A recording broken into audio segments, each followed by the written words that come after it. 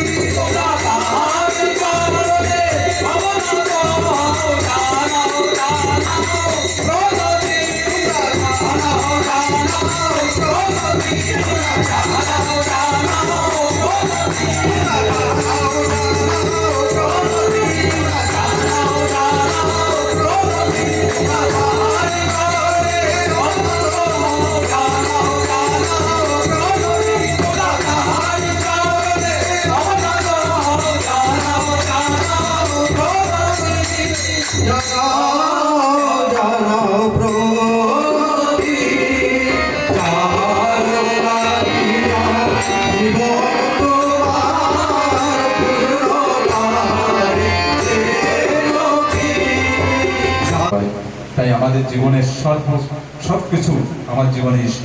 তাই আপনারা খুব সুন্দর শুনলেন দীপন কাদা এত সুন্দর করে আমরা এই বহুদিন পরে আপনার মুখে আমরা কীর্তন শুনলাম। মনে আছে আমরা সেই দয়াল ধামে আছি, আপনারা দয়াল ধামে থেকে আসছেন। আপনার মঙ্গল প্রার্থনা আমি পরম পিতা পরম দয়ালের কাছে করি, আমরা ঠাকুরের কাছে প্রার্থনা নিই, আমরা সাধু সঙ্গের জন্য ঠাকুরের কাছে প্রার্থনা করি। আমরা আজকে দয়ালের পরম দয়ার কারণে আমরা সেই সাধু সঙ্গ পেয়েছি। এখন আমরা ইষ্টপুর সঙ্গে যাব। আর বিশেষ করে আমাদের এই পন্তনগর থেকে আগত আমাদের শ্রদ্ধা আশীর্বাদ, তাকে মাত্র 5 মিনিট সময় তার কাছ থেকে নেব আমরা। ঠাকুর এই যে ডিফিভারের কথা বললেন, সেই ডিফিভারকে আমরা কেন আমাদের জীবনে প্রয়োজন।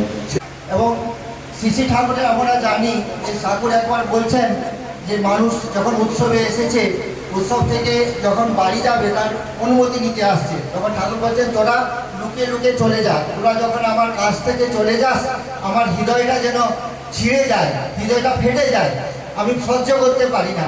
আমি সেই মানে ত্রিকুটির পাহাড়ের উপরে প্রলয়ের গর্জন শুনেছি, এমন অনেক ঘটনা, এমনকি যত পৃথিবীর যত বিপর্যয় আমাকে এতটুকু আমাকে বিচলিত করতে পারে না, কিন্তু তোদের আমার কাছ থেকে চলে যাওয়াটা যাতে আমার সহ্য হয় না। তো ঠাকুর একটা মানুষের জন্য কিভাবে আকুল হয়ে থাকতেন, তাই সে একটা মানুষকে বাঁচানো আমাদের প্রত্যেকে আমরা জানি যে বাঁচা বাড়াই আমাদের জীবন ধর্ম, এবং বাঁচা বাড়া ছাড়া আর কিছুই না আমাদের জীবনে। তাই এই বাঁচানো ঠাকুরের যে বিধান, যে যজন যাজন ইষ্টপ্রীতি, এই তিনটে যে ঠাকুর দিয়েছেন, এই তিনটে আমাদের নিয়তই করে যেতে হবে। সেই বিধান সম্বন্ধে আমাদের প্রত্যেকে সচেতন হওয়া এবং সেইগুলোকে পালন করা, সবসময় আমাদের পজিটিভ ভাব নিয়ে চলা। নেগেটিভ পজিটিভ দুটোই সবসময় আমাদের মধ্যে আছে, কিন্তু সবসময় আমরা যদি পজিটিভ ভাব নিয়ে চলি, যদি নেগেটিভও আসে সেটা সঙ্গে সঙ্গে তা পজিটিভে রূপান্তরিত হয়। আমাদের নেগেটিভ কোনো রকম আমার উপরে প্রভাব বিস্তার করতে পারে না। তাই সবসময় এই পজিটিভ ভাব কী করে আসে, যেমন মনে করেন শ্রী ঠাকুর শত অনুজ্ঞাতে আমাদের দিয়েছেন আমি অক্রোধী আমি অমানি। আমরা বলতে পারি যে আমি ক্রোধ করব না, আমি অভিমান করব না, আমি মানে এই যে অলস হবো না, এই যে যদি কথাটা এইভাবে বলা হয় তাহলে কথাটা আসছে কি, প্রথমে ক্রোধ করব না, তো ক্রোধ কথাটা আসছে, তখন আমাদের মুখের সামনে একটা ছবি আসছে যে রাগ করে, যে অভিমান করে তার ছবিটা আসছে, যে অলস হয়ে থাকে তার ছবি আসছে। কিন্তু ঠাকুর সেটা বলেননি। ঠাকুর শতলোকে আমাদের কি বলেছেন যে আমি অক্রোধী, আমার অক্রোধীর ছবিটা আমাদের চোখের সামনে আসা দরকার, অমানির ছবি আমাদের চোখের সামনে সবসময় আসার দরকার। তাহলে আমাদের বলতে সেই পজিটিভ ভাবটা সবসময় আনতে হবে। সেই জন্য আমাদের যে আদর্শ, তিনি শ্রী শ্রী ঠাকুর এবং তার জীবন্ত প্রতিভূ যে আচার্য আছেন, সে আচার্যের মুখটাই মনে করতে হবে। তিনি বসে আছেন আমাদের জন্য, আমাদের নির্দেশন দিতে, আমাদের সবসময় প্রেরণা দিয়ে যাচ্ছেন। আমাদের এই আসুন আপনারা সকালে আমরা জীবন যুদ্ধে জয়ী হব, আমরা ভালো থাকবো, সুখে থাকবো, সবাইকে সুখী করবো। জয় গুরু বন্দে। আমি জানি না কোন জিনিস কিসের জন্য হয়, কিন্তু আমার একটা মনে একটা জানি না আজকে একটা ভাবনা লাগছে কি হয়তোবা সেই করোনার পরে আচার্যদেব আর রবীন্দ্রনাথ আমাদেরকে আপনাদের গ্রামে পাঠিয়েছে সেই আগুনটা আবার জাগিয়ে তুলতে। আমি জানি আজকে এখানে কিছুজন মানুষ বসে আছেন, আর আমার এই মাইকের আওয়াজ হয়তোবা আরো কিছু পাশের বাড়িতে যাচ্ছে। আমি সবাইকে আবার আহ্বান জানাচ্ছি কি আবার ঠাকুরের কাছে সবাই ফিরে আসুন। আমরা এমন এক ঠাকুর পেয়েছি, আমরা এমন এক আচার্যদের পেয়েছি যারা কাউকে পিছিয়ে রেখে এগিয়ে যেতে চান না, একটা মানুষকেও পিছিয়ে যেতে এগিয়ে যেতে চান না। আপনারা বিশ্বাস করবেন না, কয়েকদিন একটু আগে আমার এক দাদার সাথে কথা হচ্ছিল, আমি গত মাস আমি হিমাচল প্রদেশে, আমরা যেরকম আজকে উত্তরপ্রদেশে আমি ঘুরছি, গত মাসে আমি হিমাচল প্রদেশে ঘুরছিলাম। এইখানে তো এত গুরু ভাই পেয়েছি, আমি এত গুরু ভাইয়ের সাথে সঙ্গ করে আমি আপ্লুত। কিন্তু যখন আমি হিমাচল প্রদেশে ঘুরলাম, 20-25 কিলোমিটার আমাদেরকে এক সাইড যেতে হতো একটা মানুষকে খুঁজতে। 20 কিলোমিটার আমরা যেতাম একটা মানুষকে খুঁজতে, 20 কিলোমিটার যাওয়ার পরে আবার সেই পাহাড়ে বাড়ি, আবার সেই 10-15 তালা আমাদেরকে চড়ে উঠতে হতো একটা মানুষকে খুঁজতে।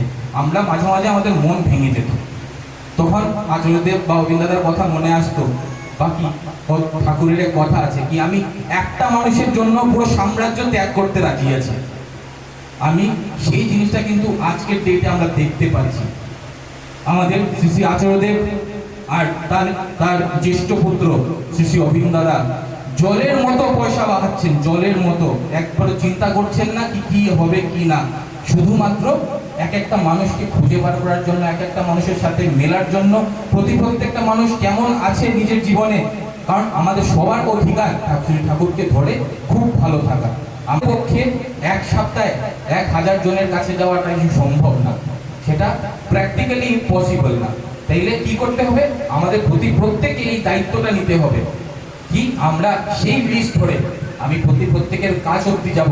আমাদের একটাই বার্তা থাকবে, আমরা যে আপনার কাছে আসলাম আমাদের কি মোটিভ, আমাদের মোটিভ একটাই, আচার্যদেব আমাদেরকে পাঠিয়েছেন আপনাদের খোঁজ খবর নিতে। আমরা সবাই একে অপরের কাছে দাঁড়াবো, সেটা হলো সবচেয়ে ইম্পর্টেন্ট এটা না সবচেয়ে আগে এই ঠাকুরের কথা আমরা বলবো না। আমরা যখনই কারোর বাড়িতে যাব সবচেয়ে আগে আমরা ঠাকুরের কথা বলবো না, সবচেয়ে আগে আমরা একটা কথা জিজ্ঞেস করবো কি, দাদা আপনি কেমন আছেন, আপনার যদি কোনো অসুবিধা থাকে আমাদেরকে বলতে পারেন। আমরা যখনই ঠাকুর বাড়িতে যাই, যখনই আচার্যদেবের কাছে প্রণাম করতে যাই, আচার্যদেব কিন্তু কিছু না দেখে সবচেয়ে প্রথম আমাদেরকে একটা প্রশ্ন জিজ্ঞেস করেন, কি রে খেয়েছিস, আর কিছু জিজ্ঞেস করেন না।